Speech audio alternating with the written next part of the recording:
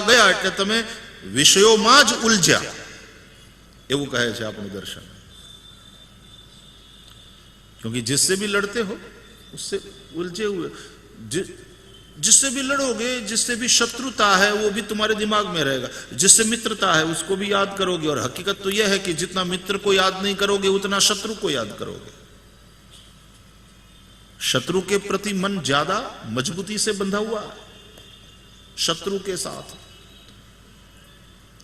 કોઈ આપણા વખાણ કર્યા હોય તો એ કદાચ આપણે ભૂલી જઈએ, પણ કોકે જાહેર સભામાં બે ગાળ્યું દઈને આપણું અપમાન કર્યું હોય જિંદગીભર નહીં ભૂલાય.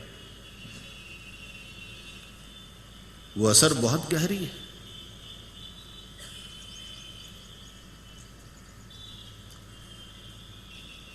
એટલે વિષયોથી લડવાનું.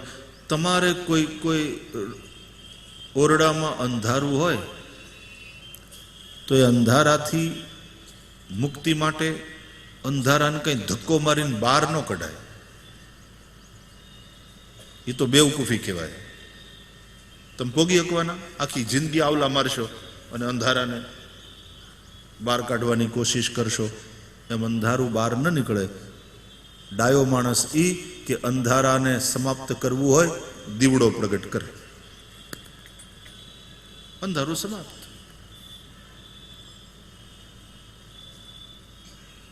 विषयों से बचने के लिए या विषयों को मारने के लिए तुम विषयों से उलझोगे. काम ने मारवानु कहे छे भगवान श्री कृष्ण. अर्जुन ने कहे छे जहि शत्रुम महाबाहो काम रूपम दुरासदम. हे महाबाहो, काम रूपम शत्रुम जहि, એને મારી નાખ.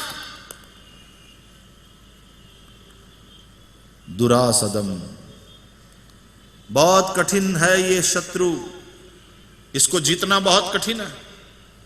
मोटा मोटा योगीओ नहीं जीती सकता. पण एम कहीने अर्जुन ने निरुत्साह करे एवो गुरु नहीं कृष्ण. बे बे हवे मोटा मोटा ज्यां हारी गया त्यां तू वળી શું કરી શકવાનો? મોટા મોટા વિરક્તો યોગીઓ હારી ગયા છે જ્યાં, ત્યાં તારા જેવો ગૃહસ્થ આદમી તું શું જીતવાનો એને? બે હવે હેઠો. એમ અર્જુનને નિરુત્સાહ નથી કરતા. એટલા માટે અહીંયા સંબોધન છે મહાબાહો. હે મહાબાહો, હે વીર અર્જુન, જહી શત્રુમ, આ કામરૂપ શત્રુને મારી નાખ. જીતવો કઠણ એવો એ શત્રુ છે. પાછા એમને એને પાણી ચડાવે એમે નહીં, એને એને એને સાવધાને કરવાનો છે કે આ સામે જે છે શત્રુ એ જેવો તેવો નથી. તારી જાતને તૈયાર કર. જીતવો કઠિન એવો શત્રુ છે, પણ તું મહાબાહુ, તું વીર છે, તું એને મારી શકીશ. ઉઠ, યુદ્ધ કર. તારે કોની સામે યુદ્ધ કરવાનો છે? આખી ગીતા, આ ભાગવત, એના જે આધ્યાત્મિક અર્થો છે. મહાભારત ઇતિહાસ તો છે જ સાહેબ. કૃષ્ણ એ કઈ કે રામ એ કઈ વ્યાસના કે તુલસીદાસના કાલ્પનિક પુરુષો નથી.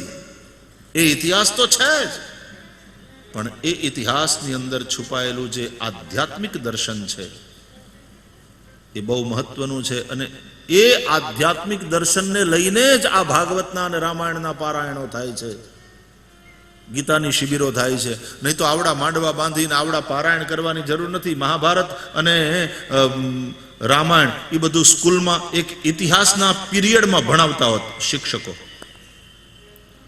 એના પારાયણ ન થતા હોત આ રીતના. એનું જે આધ્યાત્મિક દર્શન છે મહત્વનું છે. એ લડવાની વાત કરે છે. જહી શત્રુ મહાભાવ. આપણે તે પછી સંતવાણીની અંદર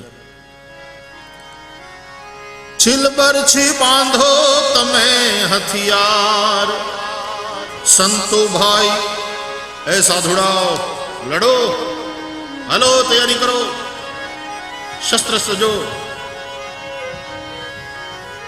छिल बरछी बांधो तमे हथियार, संतो भाई ए जी छिल बरछी बांधो तमे हथियार. भाई रे महला थी तमे યુદ્ધ લડો એ જી ભાઈ રે મહલાથી તમે યુદ્ધ લડો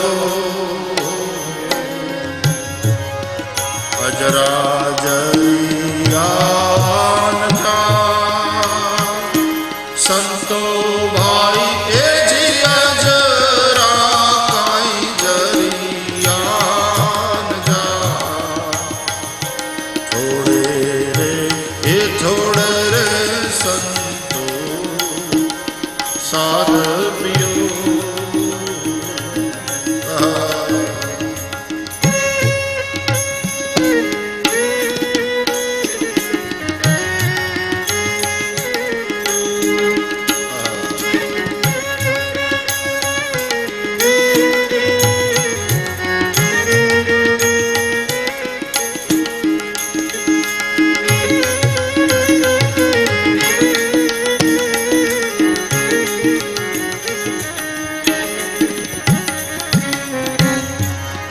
તન ઘોડો છે અસવાર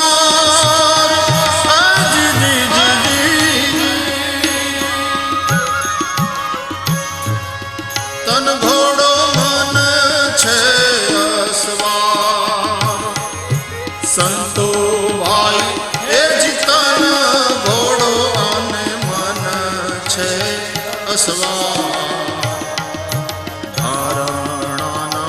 એ પર તમે જી ન ધરો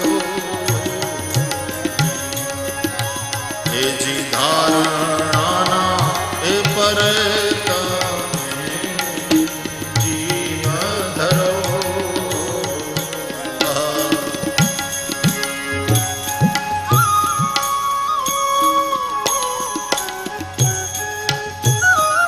શબ્દો સમજાઈ જાય એવા છે.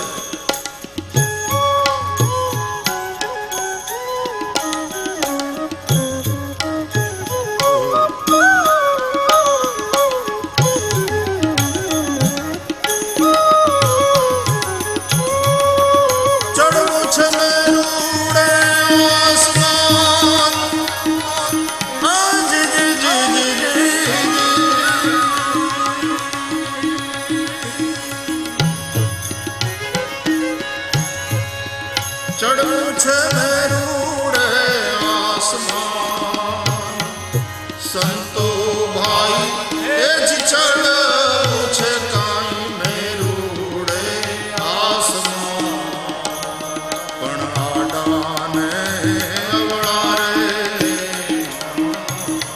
બાપ ઘણા એ જ આડાને અવળા રે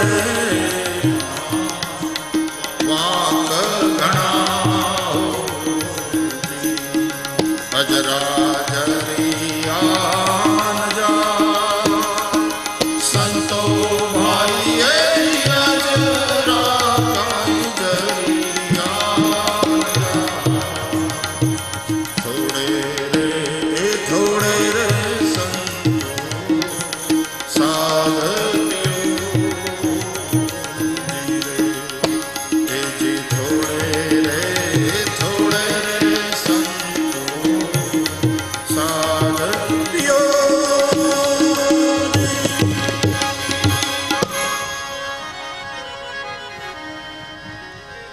छिल बरछी बांधो तमे हथियार साधु छिल बरछी बांधो तमे हथियार अन लड़वा तैयार थाओ बाप कोनी साथे तो भाई रे मायलानी साथे तमे युद्ध लड़ो आ मायला जे छे काम क्रोध लोभ मद मोह मत्सर आ अंदरना जे शत्रुओ छे ई हैरान करे एनी हारे लड़ो.